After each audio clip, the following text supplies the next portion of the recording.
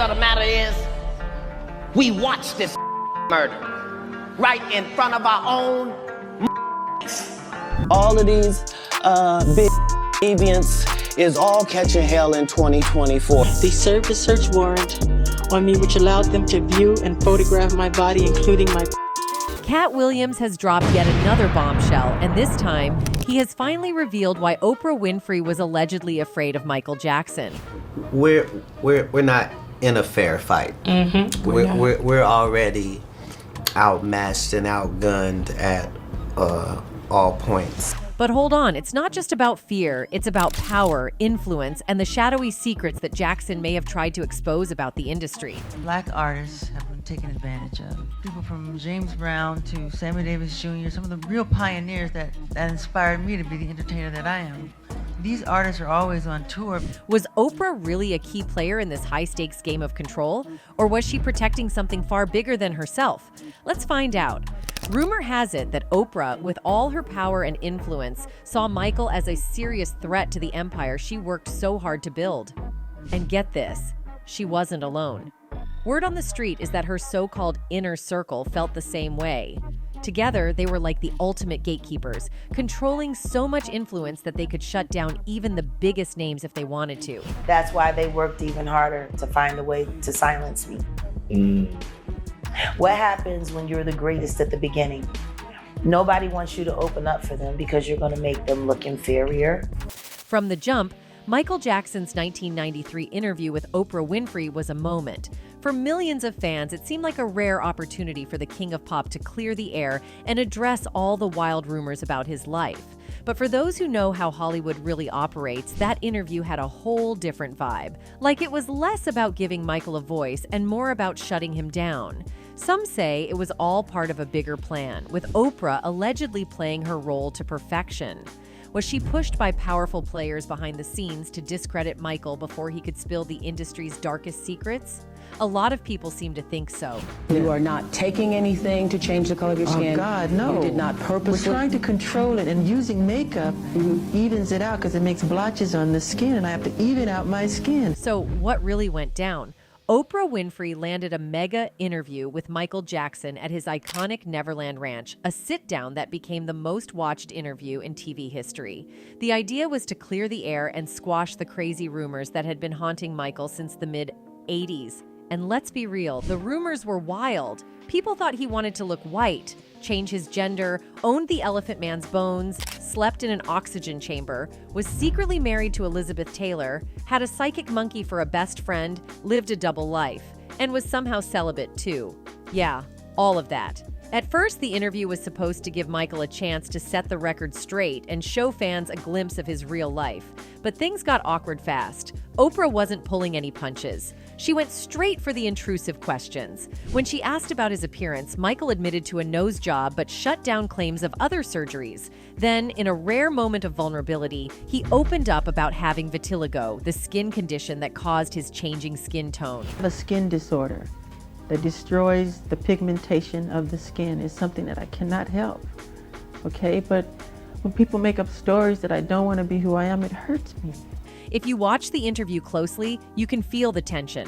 Oprah didn't seem entirely convinced by Michael's explanation about his skin condition, and it showed. She kept pressing him for more details, almost like she wasn't ready to take his word for it.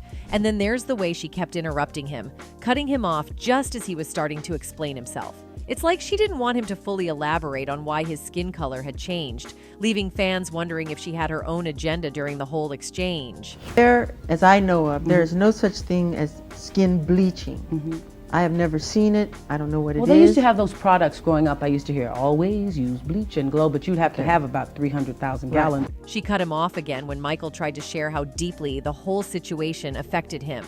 You could see he was trying to open up about how much the rumors and public scrutiny had hurt him, but Oprah seemed more focused on keeping the narrative moving her way.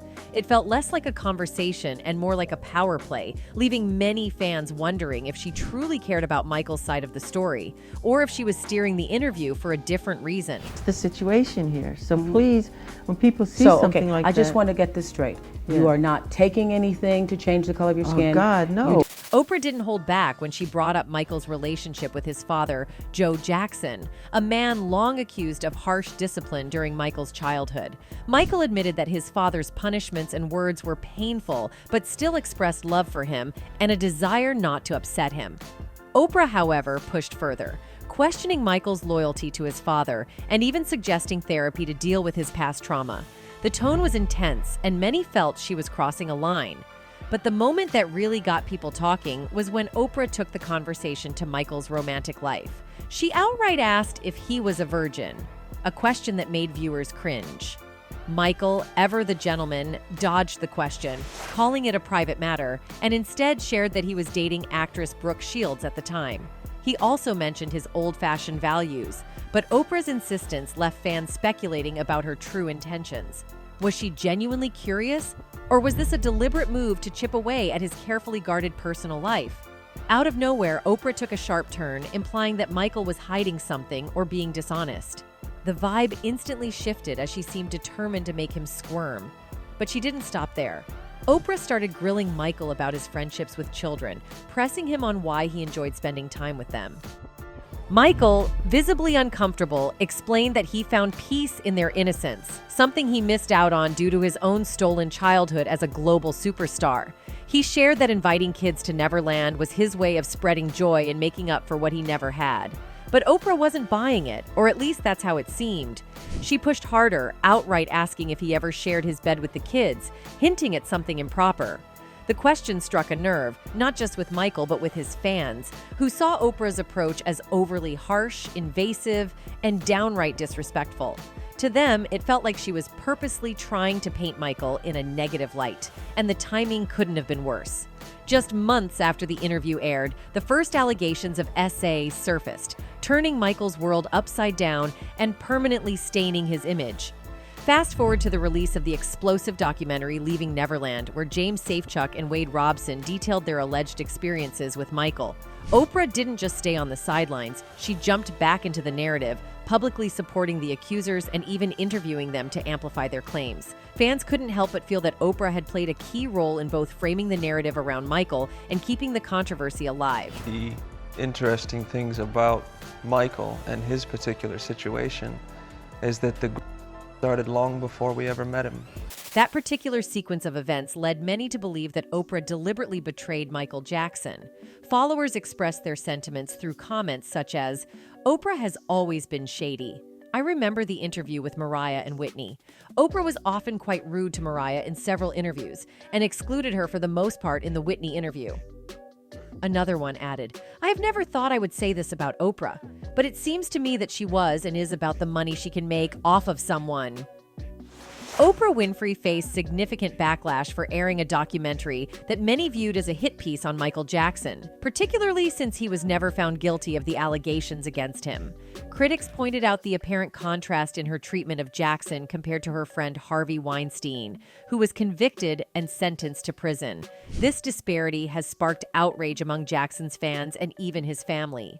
Jermaine Jackson, Michael's older brother, openly condemned Oprah and the media after the release of Leaving Neverland, stating, "So many in media, including Oprah, blindly taking #Leaving Neverland at face value, shaping a narrative uninterested in facts, proof, or credibility. We faced similar graphic claims plus trial by media in 05. Jury saw through it all. Trial by law proved Michael's innocence long ago. Fact." Taj Jackson, Michael's nephew, also expressed his dismay, particularly since he had personal ties to one of the accusers, Wade Robson. Taj criticized Oprah's actions, saying, "I was there when she was requesting an interview with my grandma and Michael's kids, talking about how Michael was misunderstood. She does what she needs to do to get ratings. To me, it's the ultimate betrayal." The rumor mill then went into overdrive, churning out countless explanations and theories about MJ's passing. One prominent theory suggested that MJ was deliberately eliminated and that the doctor was part of the plot all along.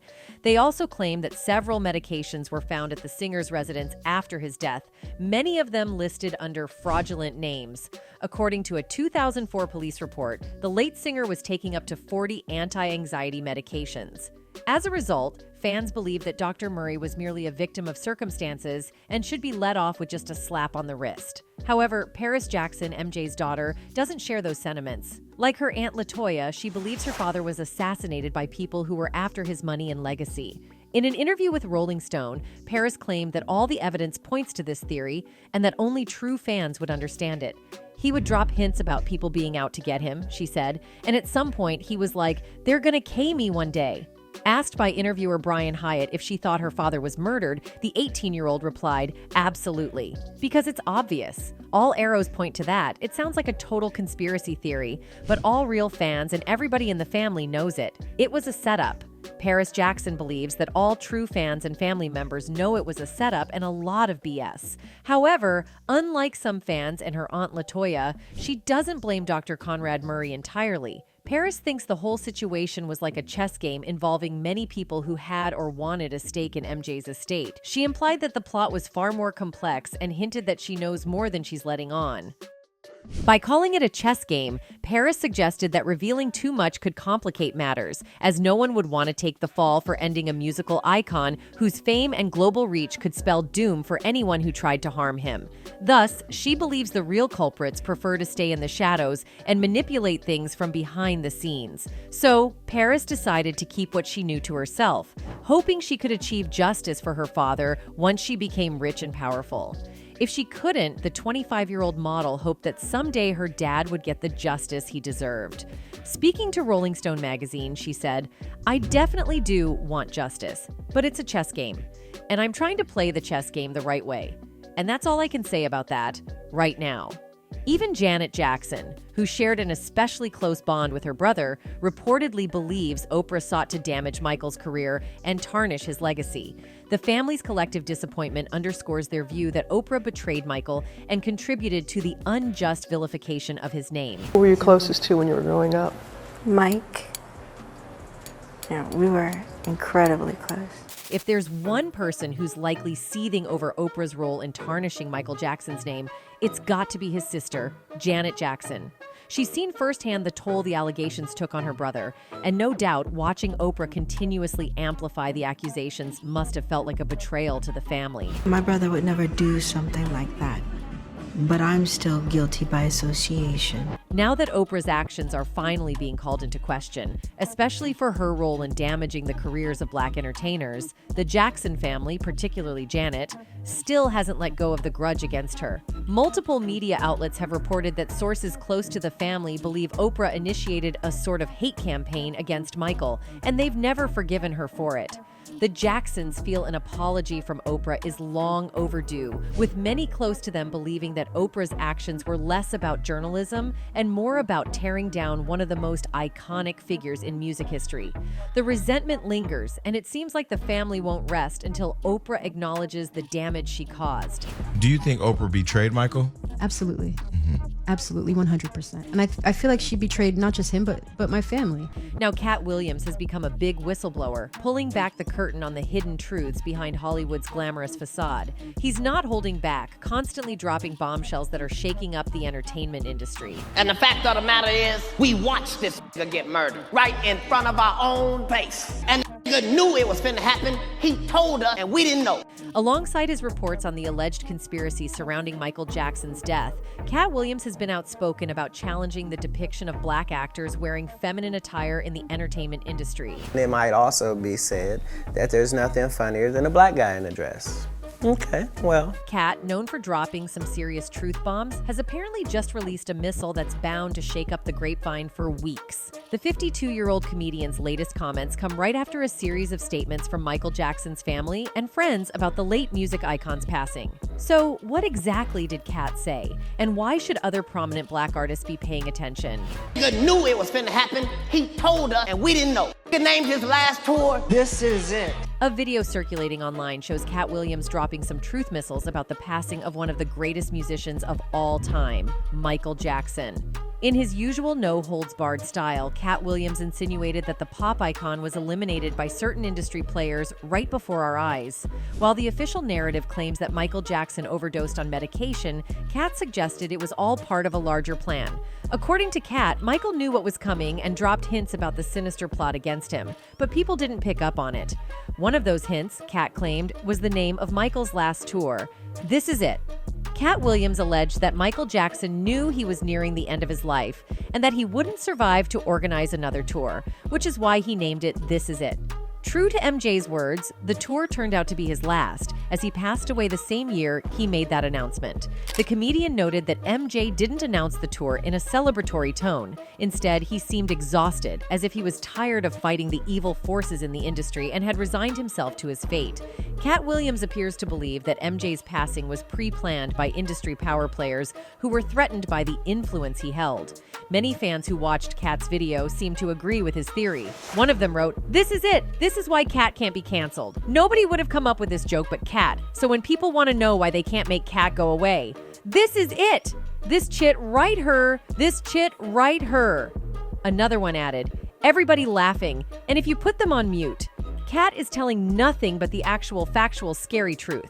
Others have also suggested that the industry doesn't take kindly to people like Katt Williams because of his outspokenness, which is why they've tried to cancel him.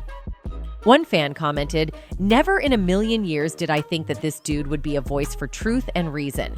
If it was a book or movie, nobody would believe his story arc, but here we are in real life and Katt is preaching truth. Prayers for this man." Other commenters, like this fan, shared their own reactions to MJ's passing. They wrote, "I was napping when Michael Jackson officially passed. I jolted up from a deep sleep, walked crusty-eyed downstairs to see my brother and grandmother watching the news while they were trying to get word on Michael's condition. I pray he knew Jesus, but more importantly, that Jesus knows him. That's my hope for Michael and that he's performing for the Most High." But MJ has always been very vocal to whoever came in his way. Remember that infamous Beyoncé and MJ feud? First up, we've got a story involving MC Hammer, Michael Jackson, and Beyoncé. Apparently, MC Hammer says MJ once called him the best dancer in the game. "Look, you know you're the greatest dancer ever." No, Hammer. You're the greatest I've ever seen." I said, "Oh, no. Wow. You the greatest dancer. It ain't even close, man. You the greatest dancer." He said, "Hammer, the stuff you're doing is very complicated." But here's the twist. When Hammer hinted that maybe someone else was an even better dancer, he was clearly talking about Beyoncé. MJ apparently shot back, saying, "She takes lessons, she ain't that good." I threw out another name of somebody we both love. I said, "Michael, no, she on our level too." He said, no, she isn't. She takes lessons." Michael Jackson's dance moves were legendary and all his own.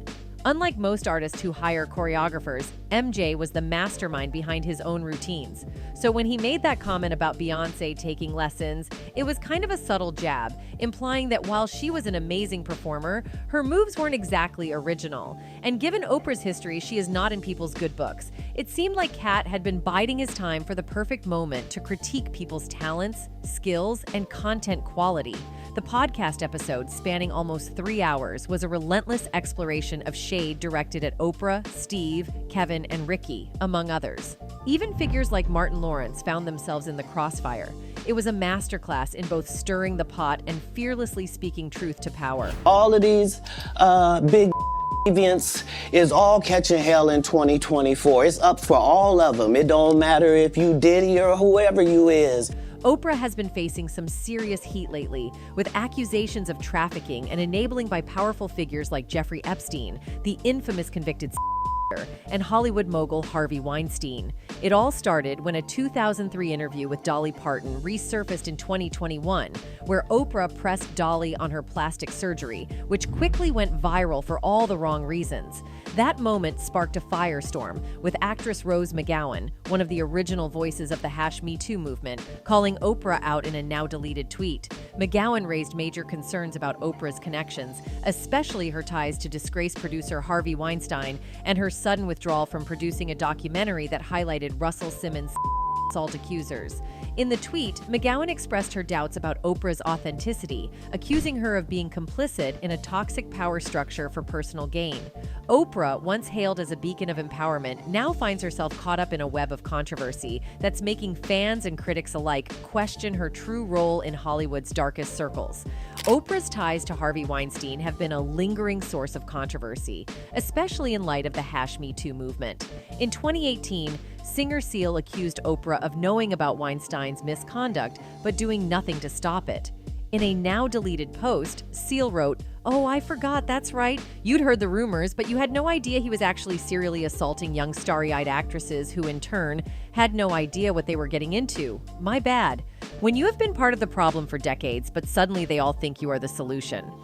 While Oprah positioned herself as a fierce advocate for #MeToo, speaking out against abuses of power in Hollywood, her close connection to Weinstein raised eyebrows. Despite her vocal support for survivors, critics have questioned how she could have been unaware of his behavior, given her deep ties to the entertainment industry. Oprah's role as a champion for justice now seems a little more complicated, with her critics wondering if she was part of the very system she claimed to be fighting against. And if we make this just about Harvey Weinstein, then we will have lost this moment. According to multiple reports, it has come to light that many high-profile figures in Hollywood were aware of Harvey Weinstein's actions and the way he mistreated women. Despite this knowledge, his behavior was not only tolerated but, in some cases, enabled by key players within the industry. Oprah is allegedly one of the major personalities who was part of this circle. It's been suggested that she, along with others, knew about Weinstein's misconduct, but failed to take significant action to stop it. Many are questioning whether Oprah, despite her public stance, was complicit in an industry-wide culture of silence surrounding A. When something this major happens, when you have the fallout, 50 women coming forward, that it's a watershed moment. The mystery surrounding Oprah Winfrey deepened when she was linked to John of God, a Brazilian self-proclaimed medium and convicted felon. For years, John ran a so-called spiritual healing center in Brazil, where he preyed on vulnerable women. He was eventually arrested and sentenced to 63 years in prison for assaulting multiple women. Oprah, however, has claimed that her experience with John was profound, describing a deep connection during their interactions.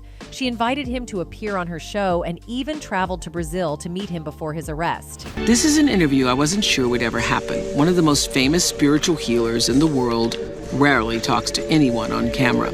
Now, there's a growing belief that Michael Jackson may have known more about Oprah Winfrey's alleged involvement in some of the darker sides of Hollywood than anyone could have imagined. For years, Jackson's enigmatic persona and cryptic statements suggested he was aware of the hidden dynamics at play within the industry, including the powerful figures who operated behind closed doors. It's been speculated that Jackson may have been trying to expose some of these secrets, including Oprah's questionable associations and the possible compromises made by other industry bigwigs, before his untimely death. Before he could reveal anything, Michael Jackson's life was tragically cut short. His death raised more questions than answers, and the whispers about what he might have known continue to circulate. Did Michael Jackson know too much? Was he on the verge of blowing the lid off some of Hollywood's darkest secrets, including Oprah's alleged ties to the very forces he had once battled? We'll never know for sure, but one thing is certain. Michael's passing left a void that many believe could have been filled with revelations that would have shaken the entertainment industry to its core. That's it for today. See you in the next video. Until then, goodbye.